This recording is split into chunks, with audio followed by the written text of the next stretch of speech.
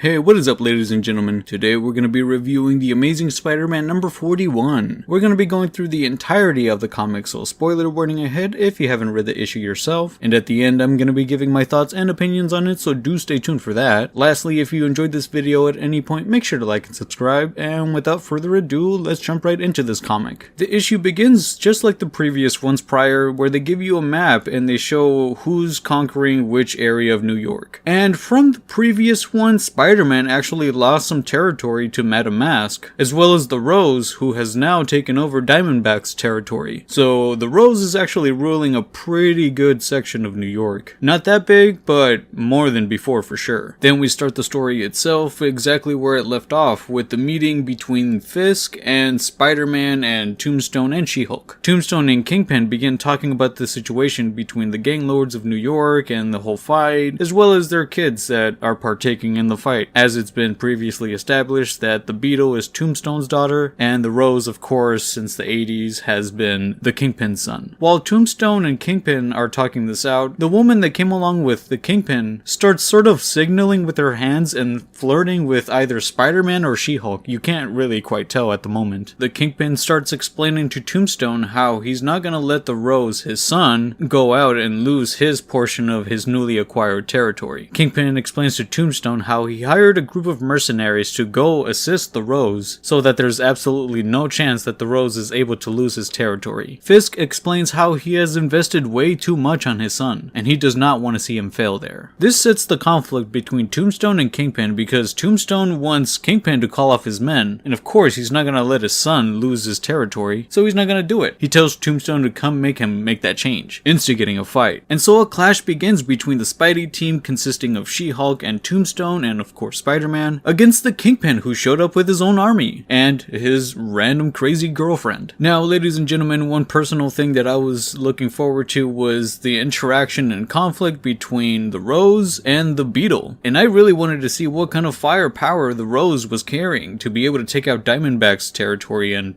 take it for himself. We actually get to see that conflict between those two characters and their armies, and ladies and gentlemen, I can clearly say that I enjoyed it myself. Let me get into it. So the Rose has just this one muscle character that he's using to fight the Beetle's army, while the Beetle herself just has like this Shocker, this Dr. Octopus character, Scorpion, and White Rabbit. So when the Rose sets out his own muscle to go fight them, he absolutely wipes the floor with them. He even catches the Beetle off guard and sends her flying, but unfortunately, her going whatever direction she flew ended up landing right in front of the Rose, which was a pretty bad situation. Because upon landing right in front of the Rose did try pulling out his weapon and blasting off the Beetle. But of course all the projectiles ended up reflecting off of her armor, as they should. The Rose is still merely just a guy wearing a mask. The Rose's muscle of course took out the Beetle's own little army that she brought with her, but at this point I'm assuming it's explained with the story that they're a pretty good distance away. The Beetle's right next to the Rose, and the Rose's muscle has wiped the floor somewhere else, but they're still in the same room. The Beetle then proceeds to just beat at the Rose's face. Clearly the Rose is outmatched in this situation. But before the Beetle can actually claim her victory and thus her new territory, the mercenary group that the Kingpin bought out to go help out the Rose ends up showing up right on time. And their story there gets left off on a cliffhanger for the next issue. Now to get back into the brawl involving Spidey's team and the Kingpin's team, Kingpin and Tombstone are actually duking it out themselves, and they're definitely holding their own. Kingpin is actually holding his own against Tombstone, which surprises me, and it looks like it came out to be a definitely evened out match between both of those characters. The crazy woman that tagged along with Kingpin, named Typhoid, ends up fighting the She-Hulk herself, and as Typhoid is fighting the She-Hulk, she explains to her that she was actually flirting with Spider-Man earlier and not her. While Tombstone and She-Hulk are fighting a specific character, Spider-Man is left fighting the goons that the Kingpin had with him. He's just having a very easy time. Spidey's team definitely starts getting the advantage over Kingpin's team because She-Hulk's just beating down on this random crazy woman, and Spider-Man easily just takes over the goons, leaving the fight with Tombstone and Kingpin really the only one. But they're both very evenly matched. When Kingpin receives a call, the fight ends at this point. Even though it seems that the Spidey team is actually in the advantage here, this call is actually what proves otherwise, because Kingpin claims that it's over. The fight is done.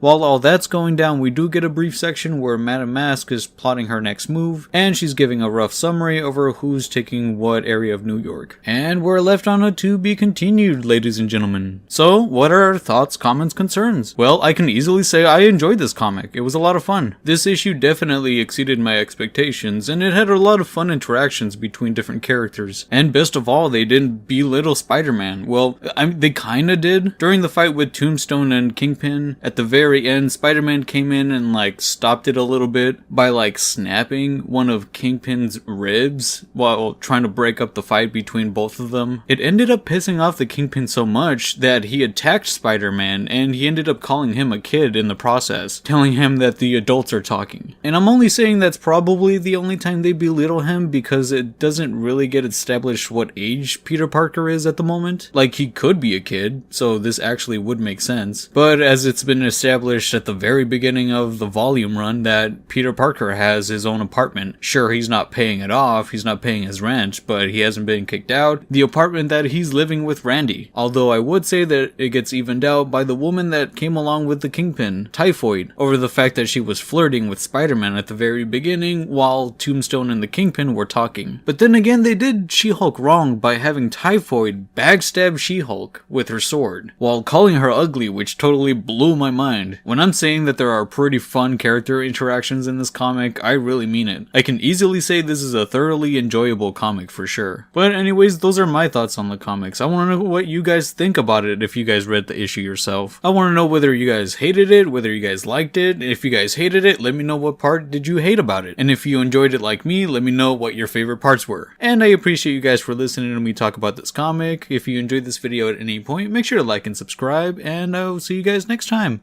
Peace.